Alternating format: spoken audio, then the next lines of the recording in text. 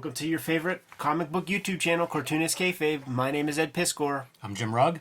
Been a long time since we had some Charles Burns. Too long. On the channel, so we're gonna rectify that today. But first, become a King Kayfaber and get all of our videos before anybody else gets them. You can also check us out while we are recording these videos, and it completely mitigates the kayfabe effect. But the videos are brought to you by the books that we make in 2023. It's going to be a big year for Cartoonist Kayfabe. The Hip Hop Family Tree Omnibus is coming out in time for the holidays. It collects the 4 volumes of Hip Hop Family Tree Treasury Editions, as well as 140 pages of additional artwork and materials that's not in those 4 volumes. There are 3 volumes of X-Men Grand Design out there, 2 existing trade paperbacks of Red Room, and we are starting a 3rd round of Red Room comics called Crypto Killers. Issue 1 comes out in May. Contact your store, get them to order these comics for you. Murder on the Dark Web for Fun and Profit is the name of the game. Each issue completely self-contained. That starts in May. Jimmy has Street Angel Princess of Poverty coming to you soon. It collects all of the Street Angel comics that Jim has made that are not collected in Street Angel Deadliest Girl Alive, which has gotten a reprint reasonably recently, but that doesn't mean it's going to be on a stands forever. Scoop these comics up. You get both. You have all of the Street Angel comics that have been created to date. Jimmy also has Hulk Grand Design in beautiful Treasury Edition format and Plain Jane's comics out there in the wild. And without further ado, let's celebrate the great Charles Burns comic output, man, with X'd Out, the first in a trilogy of books. I don't know if they were ever collected. They have been collected. It's called Last Look. And I was going to ask, what the hell is paperback. The thing called? The collection. Yeah, it's kind of interesting for those weird reasons. But this is his follow-up to Black Hole, and he did Black Hole for over 10 years. You're right. And stark black and white, beautiful, one of my favorite comics art-wise. So he shows up here, and you can already see the different drawing textures, like all this background, fine little lines and stuff that you really didn't see in Black Hole, combined with color. Yeah. Which is the other major departure from what I was used to with Charles Burns. Absolutely, man. But when you take a look at this stuff, and you look on the interiors, the color approach is just... You drop in colors, with the computer, man. There's no noise to it or anything. Reminds me of what's her name from Like a Velvet Tina? Glove? Yes, Tina. Doesn't it look like that? Absolutely. And the story kind of is surrealistic in that way. Big time. The color approach made me think about the trinity of Chris Ware, Burns, and Clowes, and how they each have these very, very rigorous, pristine, perfect kind of drawing styles, very slick. All lines have meaning and look mechanically produced. And that kind of color lends perfectly to that kind of drawing approach because it's perfect color. It is incredible to think of, like, the modeled color, if Right. you were to put that on top of this. Like, it would just be, you're fighting. Right. But what you've got here is black is a color. Yeah. And the black is a flat color. So if you didn't have flat colors in your other colors, it would really be a strange, like, in between the two. Right. Think Mignola. Yeah, I love it. I think it's absolutely gorgeous. And you're talking about those precise lines, and I always think about how do you describe them. There's a Crumb quote on the back of this book. It's almost as if the artist, as if he weren't quite human. And that's what I always think of, is it's so precise and deliberate. Like, I always think if there's any, sometimes there'll be a happy accident or something that I'll be like, that's really great. Do you think that was intentional? I give Burns the benefit of that doubt. Right. Like, if I'm not sure, I assume it's intentional because I don't see any lines that look like they aren't exactly where he wants them. Totally. And in a page or two, I will point out, like I embarrassed him publicly by complete accident by pointing out his attention to detail, and it made him turn red in conversation. I felt bad about it, but I think it just speaks to him as an artist. I'm gonna tell the story. It's nobody will think it's a bad story, but maybe him. He's working at layers here, right? So, like, to get that texture of fabric on that couch, that's another drawing on another piece of paper probably with the same level of detail, because he will, with a lot of straight lines, you know, he'll double those up with rapidograph or something to get that thickness. And I'm thinking that he probably did the same thing with those kinds of textures. You know, it's an old Klaus trick. All those guys rely on a dude called, I don't know if Burns does, but John Kuramoto, the other John K. You'll see him name dropped in the indicias and stuff of Klaus and some Chris Ware books, because he was like an early computer adopter, knows his way around Photoshop and things. And you see those Klaus pieces where he's feathering the color layer. That's just another ink drawing that is then imported and turned into a color piece. So off the bat, we're getting surrealistic here, right? Like we're totally... Yeah, our guy wakes up, has a bandage on his head, and what's he see first? His dead cat. Right. And a hole in the wall. Yeah. Very important, man, because all of this stuff, if we're seeing the dream version of things that we will soon see in the reality part of this comic. So the part that I embarrassed Charles Burns with is that it's simply this hole in the wall where you see this hole in several different angles and different kind of close-ups and things, and it's always the same amount of bricks up, and like the little piece of dust that's here is still here.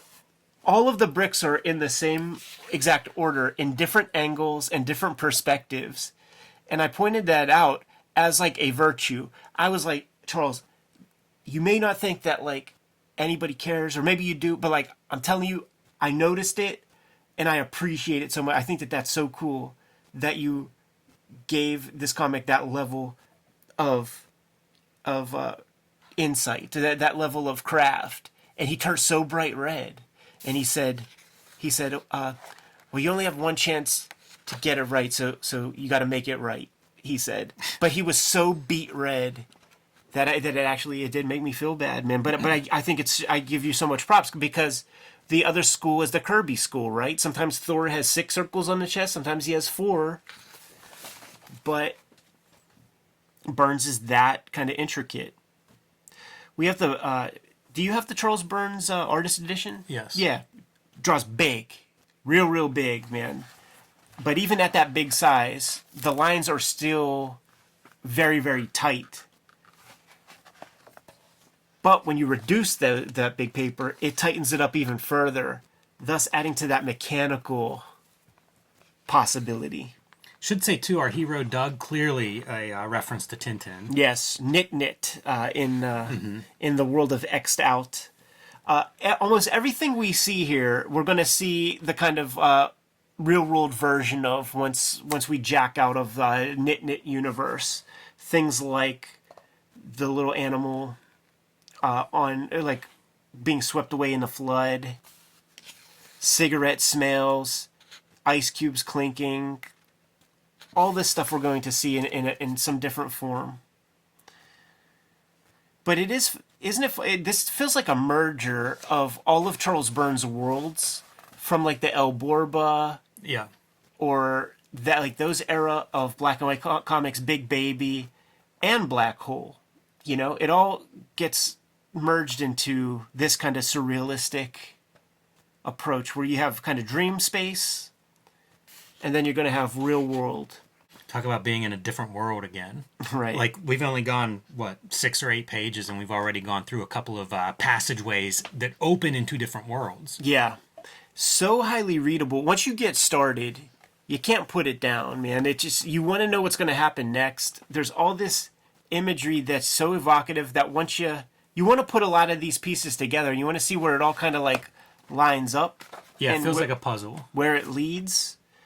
And I propose we take a look at the second book, next week, and then the third, and see if it comes to some great conclusion, man. I read this all before, but only one time.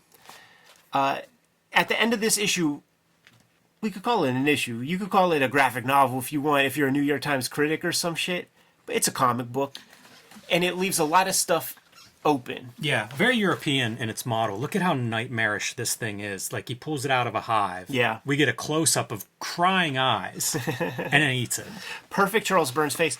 And I would suggest that it's European in its model only in aesthetics, because British, like French bande dessinée are complete in that many pages, or it might be a character, but like you get a complete unit, which we do not get here. We get the introduction of lots of stuff here. So this is a piece that's established, you know, that's like the dad character. Yeah, the sad dad is a recurring piece of the cast. We fade out in interesting ways to get us back into the world and back into, you know, surrealism land.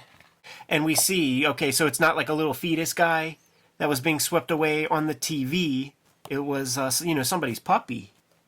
Yeah, you're really getting that idea of like, what exactly are we seeing? Right. Was that earlier image dreams? Was it dreams in a drugged state or an injured state of some sort? Yeah. We see our guy jacked up. Yeah, the head injury much more severe in this part. And it creates the notion of the unreliable narrator, man. Like, it makes the excuse for that. You know, you can't trust what this guy is necessarily thinking. Some art Polaroids. He's also a pretentious art student, by the way. The real world guy. Performance artist, would you call him? He's got his, you know, these photos are his. Well, maybe not these ones, but so, you know, he takes Polaroids, and he's your art student that's going to become a manager at Hot Topic kind of art student. Domestic scenes, once again out of something like a black hole. You know, that domestic scene coupled with fantastic or surreal, to me, always, this is the grounder. This is the thing that, if you're going to do that outlandish stuff, having this element of, I hate to say realism, I wouldn't call it realism, but the mundane. Things that we could identify with a little more. Yeah, right. Yeah, it makes it, to me, it makes those kind of other elements much more horrific if you ground them in something that's like, oh, it looks like my kitchen. People are buzzing at the door. He's not trying to talk to them. Trying to wean himself off of some pills. See, this is his art, too, you know? These, like, Polaroid gimmicks. And there's a lot of foreshadowing. You know, we see future elements here. And even in the earliest pages where we're talking about stale cigarettes and some of those things, it's pointing to things that come later. Yeah, very much a repeating motif. So flashing back, you can see it's the same character because of the scars, you know, over his eyebrow. But even like the hole in the wall now is almost another one of those repeating motifs from his bedroom in the beginning whenever he wakes up. Absolutely. Yeah, absolutely. All the bits that you see in the surrealistic section, the real world, quote unquote, version shows up within the comic, but there are different things like little cipher characters. Like does this guy show up? Is that the boyfriend who we don't see? Yeah. This little Chubbo character, man. Like, who is that in this space? Got a girlfriend who's maybe not much of a girlfriend, comes with him to this art exhibition thing. How many of these kind of things have you been to? These kind of shits must have been going on for decades, man, where like people have these abandoned houses. Oh, yeah. Remember the Mocha stuff we would do, or like go to like some weird bombed out building and have parties and things? Yeah, on the rooftops. Yeah. Yeah, with like hundreds It's a of wonder people. all of us didn't fall off those buildings. Yeah. And it's all the same shit, dude, with like the wires that are jacked into like light poles or whatever the fuck it's jacked into. Yeah, how was that? How were those buildings even like still standing? Yeah. Yeah, this stuff is it is interesting to see. You wonder if everybody, I guess, has gone through this. If you're sort of fringy on the art scene, like you've probably experienced some version of this. Right. There's mention earlier that he's going to stick around and do his Burroughs thing. You know, Burroughs is somebody who comes up in conversation about this kind of book. David Lynch is somebody who comes up in conversation with this book. You know, I think there's a short list of popular. I don't even know if surreal is the right word for what they do, but strange consciousness stuff. Yeah. I think dreams are a big part of it. I remember in when I was in Denmark and I was out there with Burns, Klaus, Ware, and they were talking about dreams so much and evoking like dream imagery in the comics and stuff. It's just something that was like on all of their minds. It was dominating the conversations that they were having around me. So we saw him as that knit character. This is where that comes in to play in that real world aspect. He dangles a frickin' that old like tape machine that we all have had, and it plays just crunchy noise while he reads from his own cut up stuff. It's very important to him. He wants his girl to stick around, support him. He goes up to do it, and they cut him off in 2 freaking seconds. This lady with this Dutch boy haircut is like, nah, we're done. Time to sing. Yeah, and probably worth noting in that audience, we do see what looks like an ex-girlfriend from some of the photos that we've seen earlier. Just staring back at him through this audience. Don't know if that's actually happening or something he's imagining, because we also see what I think of as his current girlfriend is in that audience. Yeah, well, he's going to break up with her at the end of this. And then, this is the girl that was showing up in those photos that he saw upstairs. Butt naked, bent over, doing all of that shit. Straight out of Death Wish 4. Was it Jeff Goldblum, right? It's where they get the mutants in Dark Knight. So the night ends. It's a hassle. The dude didn't get to express his art in the way he was hoping. They cut promos on the lady for being mean and cutting him off. The girl is reasonably supporting him. Yes. Yeah, I read this and I cringe thinking about, one, how I behaved as a young man, and then also how friends of mine behaved at this age. Sure, yeah, totally. Sensitive artists. There was a commotion outside, man. You see people ain't doing so well. Like, one of the fetuses that he saw upstairs is smashed, and then you find out that brunette that he was digging has, like, a real scary asshole boyfriend that kind of wiles out. And that girlfriend is being consoled by her best friend or whatever. Our boy Knit is going to go head over, completely forgets about his ginger-haired girlfriend to the point where oh, never mind, my ride just left. So that's all off panel. That's a page like this is like my favorite thing about comics, where like you could have that visual part happen off cam, but you call attention to it in an interesting way. It's so effective too that he just completely leaves her. Yeah. And as a reader, like, we've left her. All that happens behind us, and like you say, off panel. It's a cool piece. Makes me wonder like what Burns is channeling for this kind of story too, because it is like a coming of age setup. Yeah, all of his comics, like the bulk of his comics career has been spent like in this time period and things, and I think that makes sense, because we've been making comics a while, and like I'm jacked out. I have little sisters, I have nieces and nephews who could maybe clue me in on like what's happening, but I am far more comfortable and confident talking about a period of time when I didn't have my face on a white piece of paper all day. So we have old Knit, we have current homeboy who's bedridden with lots of prescriptions, doping himself up, head wound and pills, which allow for that space to have the unreliable narrator plus to have the surrealism of that knit universe thing. Pretty cool example of showing a Polaroid materialize. That's just a cool technical technique. It's really good too on the repeating an image. Yeah. Like your line art here obviously is repeated. Such a good purpose though. When they get into bits talking about the different artists who like play with Polaroids and things, like I was Googling them and they're pretty fucking cool.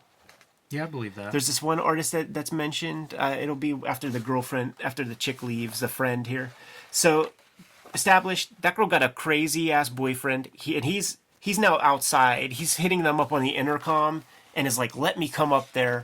He's making such a nuisance that the neighbors are trying to scare him off. Hey, get the fuck out of here. Go home, blah, blah, blah.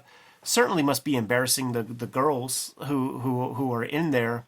And with the sort of violence of that guy who's very suspicious. What? Who's she up there with? She's got a guy? She's fucking somebody? What's going on?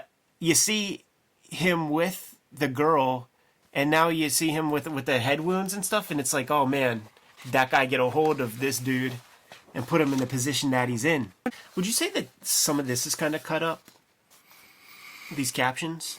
I don't know. I was thinking it's almost like he resets. Like we keep repeating this kind of information a couple times in this book and kind of throughout. It could just be to simulate that kind of cut up Burroughs technique. It's pretty neat, and I love that he matches it up with the color panels. Yeah. So aesthetically, we're talking about that cloud stuff where clouds will feather color, and how that's a black piece of paper that clouds just inks a different layer, vellum, whatever, and then scans that in, assigns a color to it. That's what I'm talking about. This kind of thing. But he will play with like crayons or something, colored pencils for clouds, and you see it on the cover here, like this kind of thing. Yeah, definitely. There's some if you look closely, like a speckle that he's getting there that almost looks like it's a sample of splatter. Right. And there've been a couple of those. There was Carpet early on that had that kind of same like little dashes. And you know what happens is like once you learn this technique and now you're playing and coloring this digitally, it's very easy to be like, oh, let me try this. Right. Or let me do this other piece. Like you see him coloring the cigarette butts and they don't have holding lines. So it's not a big leap. There's a highlight of white on the side of your cigarette package. He's good for the still life. Yes. And when he does it, he's able to, when I say he's good for it, it's not photorealistic. It's like a still life through the Charles Burns aesthetic. Yeah. And it's a winner every time. Think of the end papers for the issues of Black Hole. We've said it a couple of times, and I don't know how we'll ever do a video on it, but sometimes there'll be a book and it's like, that guy draws cool. Yeah. And often it'll be like characters, sort of their body language and poses and angles. Burns draws cool, and it's a style thing. Yeah. And it's like a really short list of artists I can think of that do that, where like every panel is exactly what you said. Like it always works, it always looks good. And these aren't particularly exciting compositions. It's just the drawing style itself has a coolness to it. Yeah. Yeah, very hip.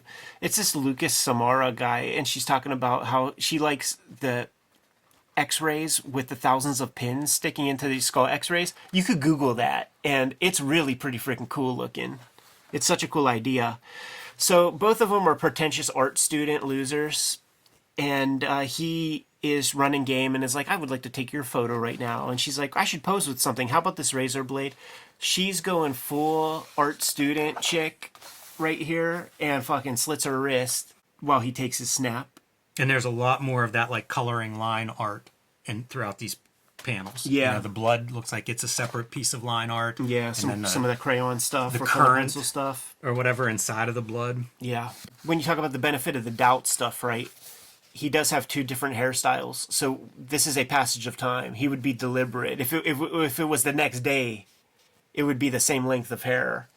And at this point, I do think that she's already his muse. She's already his girlfriend completely. Dad is looking as jaundiced as the wall behind him. He ain't doing so good. Telling the boy that he needs to eat better because he's just on the Pop-Tart tip. Which is, to me, that's like evocative of an age. Because, like, when was the last time you had a Pop-Tart? Would you ever think of having a Pop-Tart? Yeah, I've aged out of the Pop-Tart. A lot of questions. This comic is all questions, and for the last part of our conversation, like we'll talk about that. A POV shot, right, straight from the eyes, like that's not an easy thing to draw. Yeah, but then followed by Polaroids, which sort of are all POV shots, right? Yeah, sure. And it's like so much stuff that was already established, man. The Knit It universe, the different albums, specific Polaroids, and we see that there's a lineage to this, man. Like this girl, her hairstyle's changing, so he's with her. He's with her for some time. Repeating those visual motifs of the round, the circle, using the circle template to establish motifs. Yeah, he's a motherfucker with the circle template too, because like I think he's able to use the ink compass. Look at how wild this is for a transition where like we're in the bed, and the disgustingness of like what we're seeing there. Amazing. But he's doing some stuff here that we haven't seen, like gradations in the color. Right. Little bits of stuff. Some noise. Yeah, it feels like somebody who's maybe getting a little more comfortable in playing. I like seeing him do color because like this kind of stuff is really wild looking. It adds a dimensional to his art that love is black and white art, but there's something else here he gets to play with. Yeah. Back to these fetuses, man, and you're like, all right, man, it's got to be an abortion story, right? Is that what we're building toward? See all these dead fetuses, all these allusions to that sort of thing? Yeah, those giant eggs that they're eating. Ovum. when he's coming home late at night one day, right? And he sees the light on in his space, and that's his dad looking at old photos. Like that looks like old, right? Like a black and white photo from his day. Because I also thought like he's kind of using the boy's art for spank material of his girl, but I don't think that's what that is. No, I don't think so. He mentioned to him something about saying something to his mother, like the parents are separated, and maybe the dad's not still connected there. Again, like you say, like all this stuff is just questions. Like we're shown a bunch of elements, and like we're trying to connect those colored threads to those elements, right? Like imagine tearing out these pages and putting them on our wall, and let's make them make sense. Right. And we close things out with not much, like, you got your knit, and dude, having the crown with the little string, it makes it look like a mask. But that's it, man. Like, we're going to the hive next. But we're left with nothing but questions. It's not a full episode. Right. And I have a lot of thoughts about that, man. And those thoughts are that I think this is all conjecture. This has no root in any fact, man. This is just me trying to think with the limited knowledge that I have on the book industry, on making stuff, on putting things out, on pricing things out. That's all I'm basing any of the stuff I'm saying on, man. Talk to nobody. I think that he was able to get a great advance, but it has to make sense for the publisher to justify that. So instead of doing one book, a black hole, we're going to do 3 $20 books, to knowing that we're going to push number 1 super, super hard, sell like a ton of those. And then, of course, the next couple will be diminishing returns. But if you start at a high number, those diminishing returns can be nice. It's a $20 book. It's probably going to take you a long ass time. And we gave you this advance, X long ago. Like, we got to put some stuff out. I know he's a Tintin guy. As a reading experience on this volume, had a freaking ball. Highly readable, like you're flowing panel to panel the way you do, and it's pleasurable because it's putting all these questions into your mind, and you're kind of going someplace in your head, trying to keep up. It's not like a whodunit, it's not that severe of like question. It's just like, you're giving Burns the benefit of the doubt, man. That it's gonna take us someplace that we want to go. And up to this point, I'm on board. Like, I'm so stoked. These things they come out one a year or something. But as a reading experience, I'm fully on board. But I think that when you serialize something like this and you leave something up to all just questions, I don't know that it's humanly possible to make something like this pay off in a satisfying way for the reader. Yeah, that's fair. I love the end pages, by the way. Yeah. Taken from panels within the book. I was looking at that stuff close. Like, is this an extra new piece of art that was made? And it's not. It's taken from specific panels. It feels like a movie trailer just looking at the end pages. Yeah. And I wonder how much movies are an influence. I mentioned David Lynch, but that doesn't mean that he's drawing from movies or cinematically influenced necessarily. I know he was into comics, I think, pretty early on. Like, he's given talks that you can find on YouTube about like horror comics and things. Right. So it does make me wonder. And then, like, you mentioned him in conjunction with like Dan Clowes and Chris Ware, and I don't often hear him mentioned with them, but I don't know why not. Like, he's a peer, he should be. I think it's his output's a little bit different, the way this stuff has been focused on one story or one big work. He's kind of a mysterious cartoonist for me. So any piece is like a morsel I'm eagerly devouring and have a lot of mystery and questions about. Yeah. So I kind of like that quality about his work. Yes, sir. I'm inspired to continue this read to see where this goes, because I have some vague remembrance of this. I read the story one time. Yeah. I read it once. Probably in total one time. I read this when it comes out, and then when the Hive comes out, I read this in the Hive, and then when the whole thing comes out, I read it all together, just like Black Hole, basically. And I did just that once, so that tells me something about it tells me that, like, either I was deep in the game, which I was completely like when X'd Out came out, when I told Charles Burns that stuff at breakfast, like we were at Miami Book Festival when I had probably volume 2 of Hip Hop Family Tree. That's like the time period that this thing came out. So I was deep in the game myself. And it is a shame that we just don't have that kind of time like we did as kids where you can like read and reread and reread. But I am curious to read this thing again. I was very happy to go through volume 1. It's an inspirational piece of work. Just the rigor that goes into this guy's comic making is very exceptional. He has those couple of one-shots like Blood Club that I think Kitchen Sink put out a color edition of one. I think it came out of, it might have been in Raw first, and then like a color edition was released. And they're just comic book size. Yeah. And it's more of what you're describing there of like, you know, it's kind of a small story, you know, and a little bit straightforward. It's a different kind of comic. It is totally because different. Black Hole is a comic book, and then it gets collected. That other stuff, Blood Club, The Big Baby, serialized weekly comics. You and I don't know if you even remember this, man. It was when a new Mad Max was impending. It wasn't out yet, but he stopped by our table at TCAF, and we were bullshitting with him. And I was like, you know what, Charles, this is just on my mind. Like, I know you did weekly, what do you call it? You did like a weekly comic strip. I don't understand how, because I have all your work. I remember this conversation. I don't understand how that would look on a weekly page because it fits so perfectly in like a 6-panel grid. And he basically said, I would do 2 tiers and it would just end where it would end. Like I had a bigger story in mind. I had comic books in mind. This was the delivery mechanism that he had available to him. So if it just cut off, it just cut off. Like if there was a panel transition that would be in say if it's a 6-panel grid, in panel 4 there'd be no punchline. It would be paid off in panel 5, which would be panel 1 of next week's comic. Yeah. That's just how we did it. Imagine reading that in that format. Totally. So that's what Blood Club, El Borba, Dog Boy, like that's what that stuff is. Do you think that his style evolves in order to offset that kind of platform? Because like I think about this stuff through a lens of, I have art books. There's no narrative. I just like looking at the images enough that I'll look through it over and over and over. And I kind of feel that way about Burns. Mm-hmm. I think Black Hole is a masterpiece. I love it.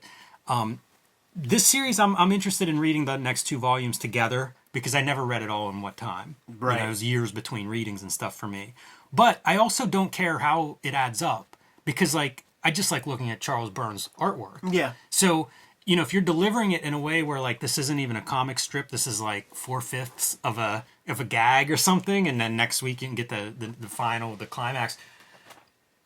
The style being something that's like satisfactory on its own would be really important. Totally. And I wonder if there's any bit of his art that evolves to fit that.